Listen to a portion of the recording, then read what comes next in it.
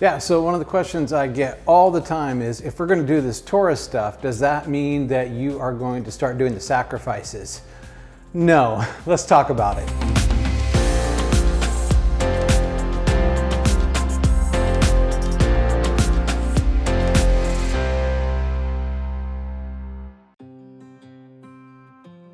All right, so I just went to the store and I thought I'd make myself a sandwich while I talk to you. And I think I'm doing this for two reasons. The first one is I watched a YouTube video once that told me that if I did something like this while I was talking about a sensitive topic, that it just does everybody better, makes everyone feel a little bit more at ease. So I'm gonna try this pumpernickel bread. I am not used to pumpernickel bread, but I had something like this at a restaurant the other day and I thought it was really, really good. Anyway, you know, here you go along in Leviticus 23, and you keep hearing me talk about, yeah, we should be doing these feast days. Well, you keep coming across all these texts that say, well, there's these sacrifices. And we all know that Jesus is our sacrifice, so how in the world could I say that we should be doing the Torah? Well, I think it might be helpful for you to understand that we do the same thing that maybe Daniel would have done when he was in diaspora. So, you know, he gets shipped off to Babylon and he does the best he can to observe the Torah, but he's certainly not going to make sacrifices because it would be actually unlawful for him to make those types of sacrifices without the tabernacle. And historically, we have every reason to believe that the early Christians, you know, these people were Jews too, just a sect of Judaism. They would have gone to the tabernacle and then there would have been sacrifices. And so we have every reason to believe that during that tabernacle period, the temple period, up until 70 AD, that they certainly would have participated in those sacrifices, or at the very least they would have approved of them. And I think that that's pretty important historically. So after the tabernacle or temple was destroyed in 70 AD, well, then, you know, they weren't doing it anymore. It would have been totally unlawful. So what's the point here? The point is, take a look at what I'm putting on my bread right here. What is that? That's turkey. You need to understand something. I think it's important, is that a turkey had to die for me to have my lunch today.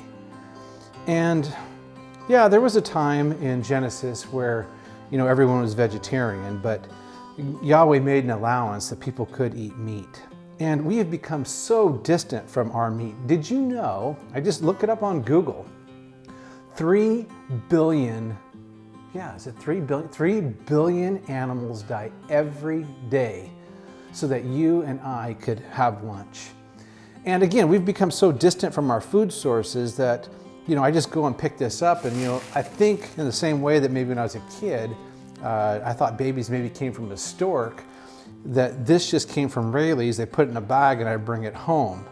So I think a lot of times, I remember when I was a young pastor, I was the pastor on call, and I got this call once that an apartment complex, they had got some kind of notification that there was chicken blood. They didn't know what kind of blood it was for sure, but there was maybe chicken blood on the walls in this apartment place. And so I was a pastor on call, they called me, I went there and they asked me would I pray over it. Now, you know, they had no idea what they were into or doing, but you know, they just thought, well, this might be a spiritual thing and maybe you need to do an exorcism.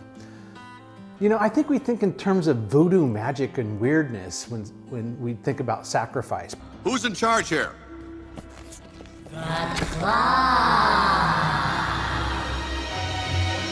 Claw is our master. Claw chooses who will go and who will stay. This is ludicrous. That isn't the way Israel would have thought about it at all. The fact of the matter is, they just thought about it like lunch. When they came, just think about this. You know, I'm gonna get a different knife, excuse me. When they did their lunches, they would have prepared meats just like you and I prepared meats, but they had a kosher way of doing it. In other words, they had a way of doing it in a way that would spare the animal undue harm or suffering. So that's something that's a real big plus to the sacrificial system. Another thing is, think about this.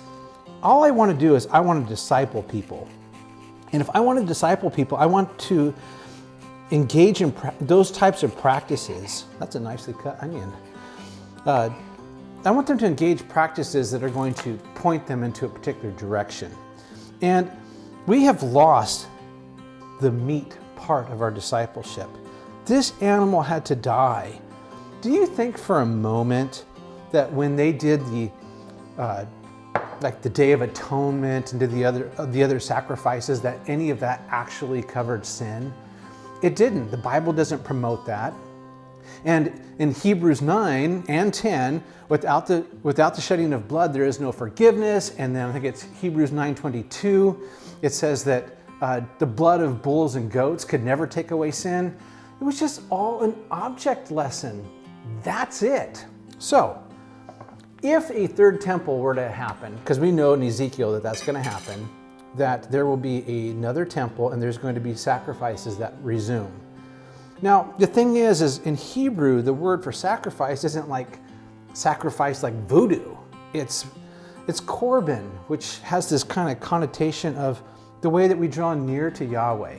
I draw near to Yahweh in prayer. I draw near to Yahweh when I'm obedient, when I'm loving my wife and my kids. And here's the deal, because I'm so close to the Torah and living that out, when I am mindful of that, when we're doing the Levitical 23 feast days and we have meat, that's a part of our discipleship. We are reminded through our food source that Jesus died on the cross for our sins, that Jesus is our sacrifice. Those kinds of things never, ever took away sins. So, when we do the feast days and we talk about sacrifice, we're not talking about voodoo nothing. All we're talking about is people sharing a common meal where meat is involved. And everyone gathered around that table recognizes that something gave up their lives so that their sins might be atoned for. And that all points us to Jesus. There is nothing crazy about me eating this turkey sandwich right now.